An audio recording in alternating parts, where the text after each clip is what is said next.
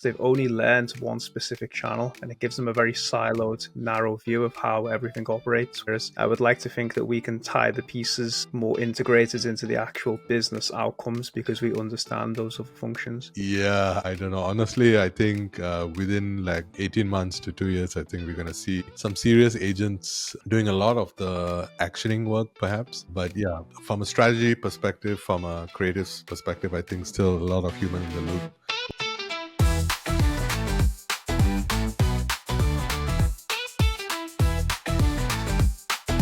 You are listening to Full Funnel.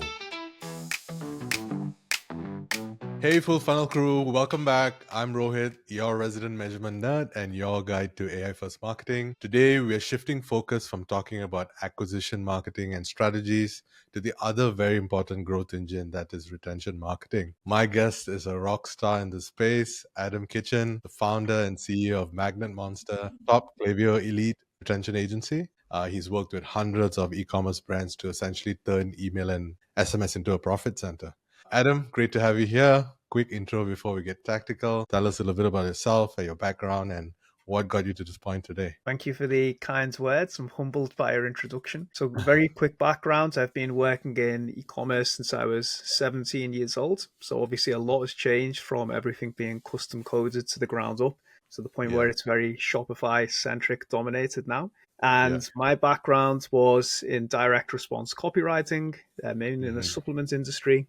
As well as social media marketing. And I've dabbled with everything from paid ads to customer support to community building and obviously retention email. And then one of the things we used to do back in the day was send a weekly email newsletter every single Thursday. So that was my first introduction to the channel. And fast forward several years, maybe even close to 2 decades, me and my business partner now, we seen that the space was consolidating around Shopify and Klaviyo, and we just pinned our masts to that rocket ship, and we were very fortuitous to get in at the right time on Klaviyo, and we started offering email marketing for e-commerce brands. And then as Klaviyo expanded their services, so we simultaneously, so we turned into a fully fledged retention agency offering email, SMS, direct mail, as well as managing things like loyalty programs as well. And that was 7 years ago nearly today. Seems crazy to say. And we've worked with over 300 brands to date and still learning new things every single day. Amazing.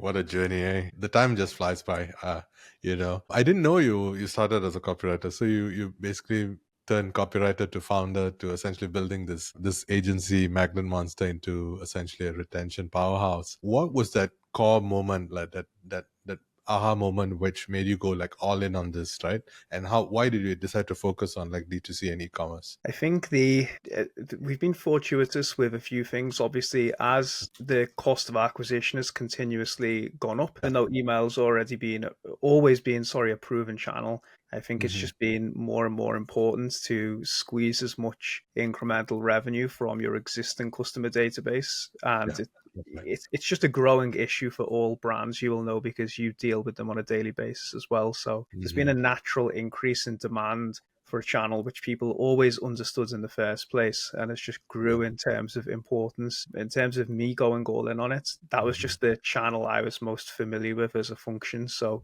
my skill sets naturally boded well in that area. And again, seeing Klaviyo at the time being one of the first people to adopt it and just making a lucky bet that it was taking off, which it has been probably the best move of all that we've made. Yeah, 100%. They're definitely an amazing tool and a super important part of the entire e-commerce stack. But it's also quite busy, right? Like a lot of competition. What is like a bet that you've taken on positioning that basically kind of like sets you apart from the rest? It's an incredibly competitive industry, as we've just been talking about before the call. I think whatever function you serve in a digitally native business, there is intense competition and obviously growing commoditization as well, which is another issue for another day. And that, I think, ties into what we've tried to do to set us apart is become more of a holistic brand partner. And I think we have been very fortunate to have experience within our company of owning stores directly. So we're not siloed to a specific channel. And that's been something that I've seen has really gave us good relationships with our clients is most of the people Right. who are entering the Klaviyo or email space now have no concept of e-commerce as a business. They've only learned one specific channel, and it gives them a very Mhm. siloed, narrow view of how everything operates. Whereas Yeah. I would like to think that we can tie the pieces more integrated into the actual business outcomes because we understand those other functions. So Mhm. we obviously look at things like zero-party data, cohort analysis, qualitative research, all these sophisticated concepts that need to be deployed Yeah. as opposed to just scheduling the creatives of the emails as well, which is very Right. commoditized, even though it is the main activity that we provide. Amazing. Amazing. Yeah, I think that's where that additional edge comes in, which brings me to my next point. I think let's dive a little bit more into the actual strategies itself. Can you give us like a high level, let's say for a brand that is between, let's say, 10 million to 100 million in revenue? What's like a system that you go to? Like, what's your go-to playbook for, the automations and the campaigns, and how do you handle like email versus SMS? To be honest with you, Rohit, I have been the master of complexity and over sophistication in the past. And I Okay. actually think the bigger you get, the Hmm. more valuable it is. Like in anything in life, sometimes it's just to Yeah. refocus on the fundamentals Yeah. because most of the leverage when you're talking about email and SMS specifically is found in your core four flows, which are Yeah. your welcome flow, Hmm. your abandoned cart, your post purchase flow, and your browse abandonment. That's right. Those tend to be the only incremental flows really that provide some Hmm. difference irrespective of what scale you're at. And Right. the other side of the equation is, as you know, your campaigns. That is where, as you get really big, you do drive a lot of incremental revenue from sending to your database. Hmm. I would say most of the brands who end up bottlenecked that we work with have lost focus on those fundamentals because they think that, well, we've got our core flow set up, we send campaigns. Now we need to build predictive analytics flows and we need to do win back flows and we need to Yeah. do a UGC flow and we need to over segment or list when actually Yeah. sometimes going back to really basic things. Can we improve our offer constructs top of the funnel? Should we tweak the timing on the abandoned cart to be more aggressive? Can Right. we send more campaigns to people who are interested? That is tends to be where the leverage is found. So Right. I think the longer I've been involved in things, it's actually going back to the basics and doing them to extremely high level is what moves the Interesting. needle. Interesting. Talking about such a brand, what is the right mix really like on a high level, and how deep do you go when it comes to like personalizing this messaging? But I think, as you will know, it depends on the purchase latency. So, if, for example, you Okay. are selling mattresses Hmm. or sofas and this is your Yeah. hero SKU and you don't have a wide product assortment, Hmm. email or retention is not really going to be that important for you. Of course, you will still Yeah. send campaigns, but you don't need to send one a day because Yeah. the reality is when you buy a mattress, you don't need to buy another one the next day. That's right. So, you can send 100 campaigns to someone in 30 days. You're not Yeah. going to capitalize on when they're actually in the market and active looking to buy. Yeah. Whereas if you are selling a consumable based product or supplements, foods, and nutrition, then the Hmm. purchase latency tends to be every 30 days or so, depending on what the customer is buying. So for these Yeah. people or these brands, you want a much higher frequency of communication because you need to get the impressions to hopefully reach the consumer when they are actively in the market again. So I would That's always right. start by looking at the repeat purchase behavior and seeing what the type of Hmm. median time is between days to order. And then you want Okay. to tailor the frequency around there as a starting Hmm. point. Yeah, that's amazing. That's great advice. Same thing happens in advertising as well. When we are looking at the actual educating the customer on, the 95% of people are not in market yet, being able to reach them first with brand marketing and then being able to then trickle that Yeah. down to when they're in market, right? Amazing. Let's talk a little bit about segmentation itself. You've got all this first party data. Most brands sometimes overthink and they do extremely granular segmentation and stuff like that. Can you tell us a little bit about your playbook on this? Like what actually makes the difference? What moves the needle? I hate to dumb it down, but I think it's actually the truth. I honestly believe this is a game of impressions. I Mhm. think that it's a brand awareness thing. I think email is a very, very simple channel. Most of Yeah, the hard skill and labor is done acquiring a customer. What angle will yeah, resonate with people? What's the right hook? What's the pain that's point? This is what requires deep research and a lot of iteration. By the time they come to me, I hate to dumb down what we do, but most of my focus needs to be just staying top of mind for what the acquisition team has already achieved. So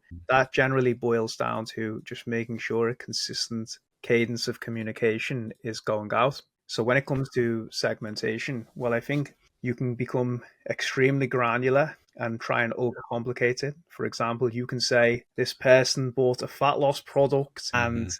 they bought X amount of days ago. So we're going to create a segment of people who are interested in fat loss coming up to the summer because we Yeah, think they'll be interested. But most of the time, the juice isn't worth the squeeze. So I think yeah, you have to balance all that creative energy and thinking about these concepts with that's right. the resource allocation. Okay, you had one campaign to send every day. Now maybe you have 10 because you Yeah. created all these permutations. Now you need to create 10 different types of creative assets. You need to set up, workflows with teams, with software. So a Mhm. lot of the time it ends up not being incremental and actually cost That's right. prohibitive to do those things. So all 100%. that to say, I would go broad the majority of the time, and Yeah. only when it's very specific circumstances for very big stores would I Mhm. invest in very granular segmentation. That's right. That's great advice. Amazing. Looking at scale and, reaching broad audiences, I've heard a lot of issues around like deliverability and, the ability to essentially identify instead of making it a reactive response when there's a deliverability issue. What guardrails do you typically put in place to when you're operating at large scales? It's a great question. I was actually speaking Mhm. to a client about this morning, and they sell gifting products and heavily seasonal. It's not the type of Mhm. thing that has a high frequency repurchase rate. And we were talking about the natural behavior of email as a channel because they need to cast quite a wide net because obviously gift buying is not something you do every single day. So my Yeah. recommendations for these people was to go extremely broad just to stay top of Mhm. mind because it's impossible really to predict what Yeah. gift someone is interested in. So in order to do that without harming the deliverability, you have to put, like you said, some guardrails in place. Mhm. And what we recommend for clients is a traffic light system. Mhm. So think of it in the sense of green, people who are engaged, let's say from a 90 Yeah. day segment. They've maybe Mhm. opened, clicked, or purchased something from you. Mhm. Email these people with a higher frequency, let's say 3 times per week. Then you Okay. would have an amber segment, which may be people who have engaged within 180 days. You want to Mhm. email them slightly less frequently, so maybe once per Okay. week, because you still want to Right. try and bring those people back, right? Just because they Yeah. haven't bought within 90 days doesn't mean they'll never buy again. So you need to Yeah. communicate with them to some extent. And then you Mhm. would have, let's say, a red segment, which is people who have engaged once in the last 365 days. And for these Mhm. people, maybe you're emailing them once every 2 weeks or maybe once a month, because again, you still want to win them back, but you need to be conscious of the fact that if you email them too much, you'll start to get penalized by the likes of Gmail, etc. So I think that's a very good starting point. Just tier Yeah. your frequency based on how engaged someone is, and then Mhm. gradually try and expand that net outwards because you always want to try and win people back. Just because they haven't Yeah. purchased in a certain amount of time doesn't mean you should stop communicating with them. Absolutely, absolutely. Yeah, that's great advice. Yeah. Let's talk about the most important part I feel of the entire campaign, which is essentially the creatives. I've seen a ton of great creatives, through the years. And also, I typically work on it within our company as well. Can you tell us, what really works in the D2C space? Perhaps give our audience a view into like the different new kind of formats and strategies around creative messaging, and when do you typically send these creatives? Well, it's an interesting topic. I was reading Mhm. on LinkedIn yesterday the classic plain text v design based emails, which I think is so tiresome. The Yeah, reality is branding, I think, is important for every mature brand. yeah. But again, I think that a lot of the time for email specifically, you're relying on timing less so than creative edge because people already Okay. know who you are. That being said, in terms of structure for the anatomy of an email, I like to think of them as mini landing pages and Yeah. apply the same methodology. I think it's quite Okay. easy to stick to that format. I think if you have like CTAs above the fold and you look at browsing behavior, that generally it gives you the best chance for click rates with email. But in Mm-hmm. terms of structure and the process, it's quite straightforward. I think you can have quite a templated setup with email and a Mm-hmm. good production house running that workflow, and you'll Yeah. generate consistent results. I actually don't think you need to overcomplicate the structure of the email. Most of the time, it's about the Right. offer and the relevancy at that certain time, more so even than the actual creative itself. Although Good. creative is important, as we know, because it refreshes brand structures, memory structures, sorry, in the brain. That's right. That's right. Yeah. That's great advice. Let's talk about my favorite topic, actual measurement of Mm-hmm. of channel itself. How do you obviously a lot of the agencies or a lot of the like Klaviyo itself Yeah, typically report what you call attributed revenue, right? And in essence, claiming credit sometimes arguably not non-incremental. Claiming yeah, credit for sales that would happen anyway, and kind of like email was just the place they trigger, right? Similar to Google branded search or even retargeting campaigns. How do you measure it? What's your thoughts on this, and how do you actually give the brands a little bit more closer read of what's actually working, what's truly the incremental, right? Well, Rohit, I'm going to have to avoid this question because maybe people will be less likely to sign up for our services afterwards. But I think speaking candidly, Yeah, as we've just discussed, I know the correct way to measure as well as you do. yeah, However, sometimes knowing and the client actually having the appetite to have the patience to follow through with that are two different things. And from my conversations and experiences over the years, yeah, everyone talks a big game about how they want to run holdout testing and yeah, incrementality testing. But then when it comes down to the crunch, yeah, the tumbleweeds, or it just gets lost in the general hamster wheel of just keeping things going over. Just get that campaign out. Okay, what yeah. about these holdout tests we propose? Oh yeah, just get rid of that because we can't risk not sending it to these people. So That's look, I right. think I know obviously I think Klaviyo have done amazing for their business off Klaviyo Hmm. attributed revenue. We know for a Right. fact, as well as you do, all that is not incremental. Yeah, However, most of the time, to be candid, we are looking at last click, or rather, that's what's requested by clients. So of they course. will. One of the things I've learned from experience is if you're going into a business, irrespective of the function, and you're trying to define how they measure results, it's Yeah, quite a hard sell. And so it even though is. I've got my It is. beliefs, I will usually Yeah, say to the client upon signing, "How do you want to measure this?" And then if yeah, they ask for my opinion, I will suggest. But if they have a methodology and belief in house, then I yeah, say, okay, we will work off the back of that. And yeah. usually, as it pertains to email, it is last click. I know as well as you Of do the course. flaws of that, but Yeah, that's what the majority of people are using. So we will run with that, and then yeah. we will report based on that. However, we know it's not perfect, we know it's flawed, but the appetite and the patience to follow the true effective measurement strategies, a lot of which I've learned from you, is often not there, or it's all talk and people actually don't want to walk the walk with it. That's right. That's right. I mean, appreciate the candidness and the honesty there. I guess, yeah, obviously, email doesn't have the same risk factors as paid media, for example, right? You're not Yeah, spending as much. correct. So Yeah. therefore, the relevant measurement happens in that space, right? And of course, yeah, being able to be open to testing if the client is up for it, then, Yeah. you can do the needful there, right? So talking about that scenario of where you have the paid media campaigns as well as then you have your own retention campaigns running alongside. How do you typically coordinate this with the clients, right? Essentially having this cohesive strategy around the paid media strategy working alongside retention to essentially help boost the value of both, essentially. It's a great question. And I think it ties into a wider conversation around one, possibly just managing this all in house, which I see the merit of, Mhm. two, having one agency that manages the funnel or the customer journey, end Yeah. to end, because the reality is they are intrinsically tied together. Mhm. However, what we normally see, and this is the thing I commonly hear from clients, which you'll be Yeah. aware of, is this team's great with paid media, but they don't have specific knowledge in retention or email. So usually you end up with two different functions managing each facet of the business, which for Mhm. better or worse just happens. So For me, one of the most important things that we do when we onboard a new client is ask to speak to whoever is managing the paid media strategy. In addition to obviously looking at the company-wide calendar, which most bigger brands have set up, to understand which offers are going on, which funnels, which should be part of all research as well, to look at, Facebook ads library, what acquisition campaigns are going on, and then start to build our life cycle marketing around that. So constant communication with whoever's managing that channel is the answer, and then understanding company-wide initiatives going on at any one time and merging both of them together is the key. Right.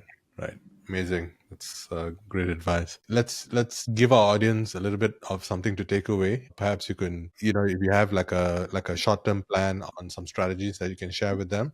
I know you've given a lot of strategies already, but let's say if someone wants to really like kind of fix their email marketing today, what would be like your top things that you would want to tell them, in terms of like a quick playbook of within like a month, what should they do? I'll give you something that is as close to guaranteed to drive 10 to 20% additional revenue from your overall program on a monthly basis that hardly anyone does. Every time you send a campaign out and someone clicks an email but doesn't purchase, just retarget them within 24 hours. So create a segment of people who've clicked the email but didn't purchase, and just send them a plain text follow-up, either email or SMS. I've consistently seen this drive up to 20% additional revenue per campaign over almost every brand that we've worked with, but most people don't. So again, I think it's just very basic advice, just gradually increasing the amount of impressions to people who are actively in the market and staying top of mind but didn't purchase for whatever reason. If you do that consistently over yearly, annual basis, that will compound and make quite a big difference to the bottom line. Definitely 100%. That we've seen that very consistently as well. Yeah. So based on that, some teams are obviously trying to upskill themselves with retention marketing activities and stuff like that. What do you think are the skills that matter the most? How would you go about training like a team to basically take this on? That's a great question. I think there's a couple of things that are important. You need to be a good retention marketer, obviously you need to understand business as a whole. As it pertains to e-commerce, that's the most critical function, I think, for any marketing activity. But I would study two things. I would study acquisition. As paradoxical as it sounds, I think most of lifetime value and retention is driven by the first product someone comes in and actually buys, and that experience. It doesn't matter how many emails or channels you retarget someone with.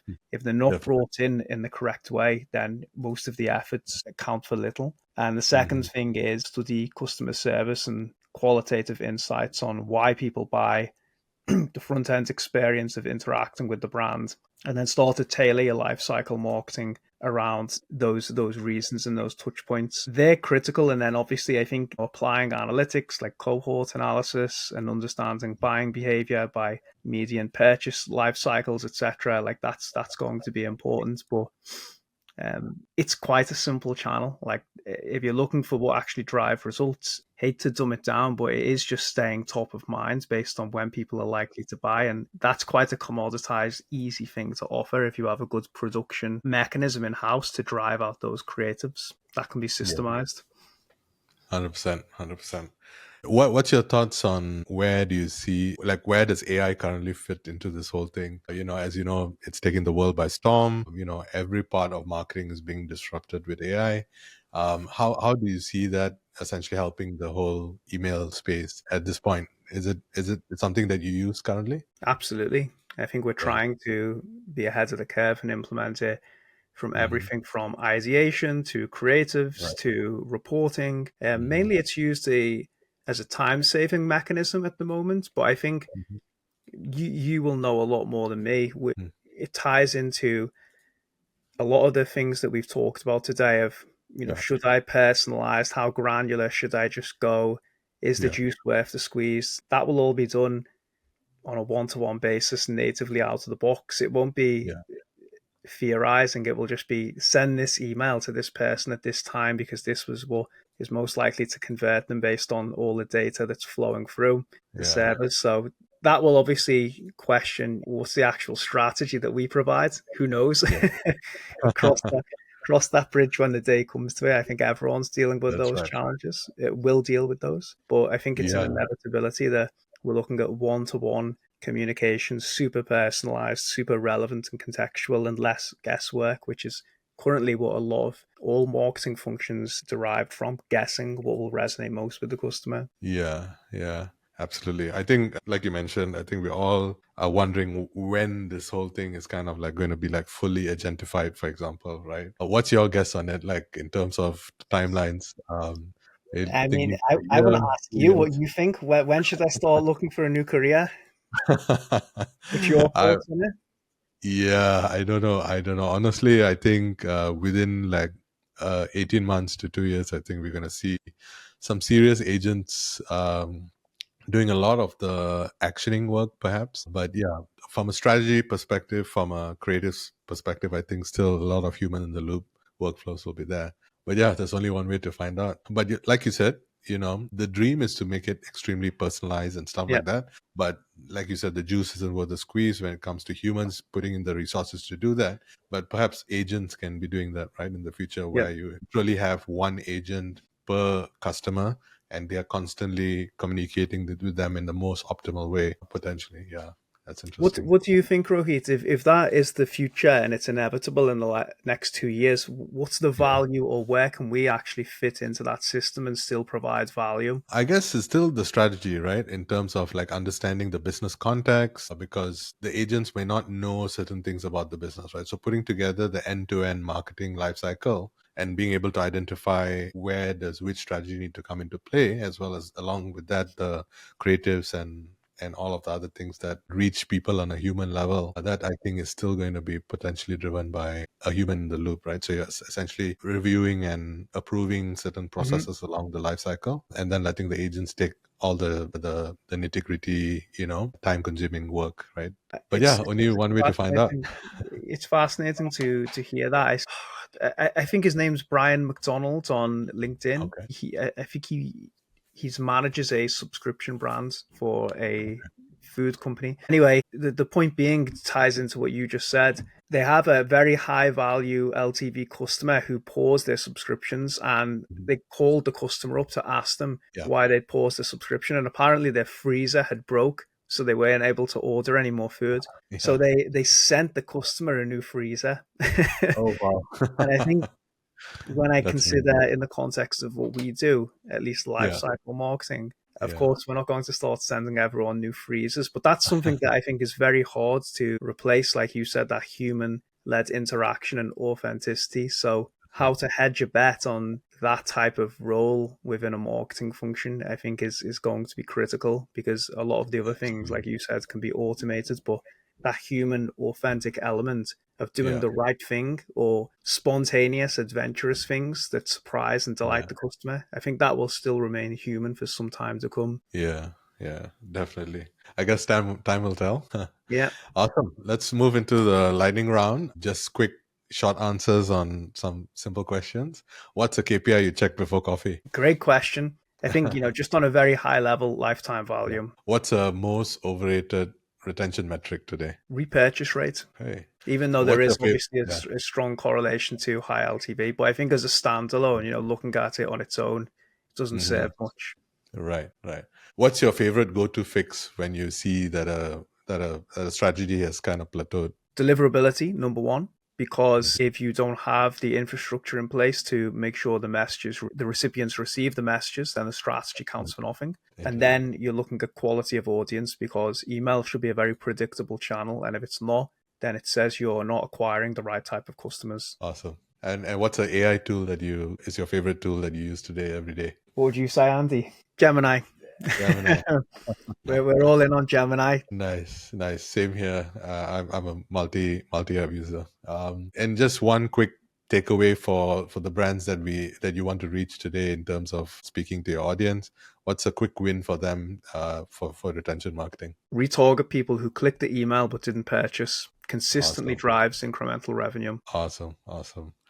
Thank you so much. That's a wrap for this edition of the Full Funnel Podcast. Adam, thank you so much for helping share your knowledge, turning basically email knowledge into real profits for the audience and for the playbook that we can all kind of use, right? To anyone listening today, if the conversation gave you any ideas, hit follow and subscribe so you don't miss another episode, and share this with a teammate who might find it useful. Please also follow Adam on LinkedIn. He talks a lot about this topic, and also reach out to him if you need any help with your email marketing. We'll be back next week with another guest pushing the boundaries of AI-driven growth. Until then, keep testing, keep learning, and I'll catch you on the next Full Funnel. Adam, bye-bye. Thank you very much.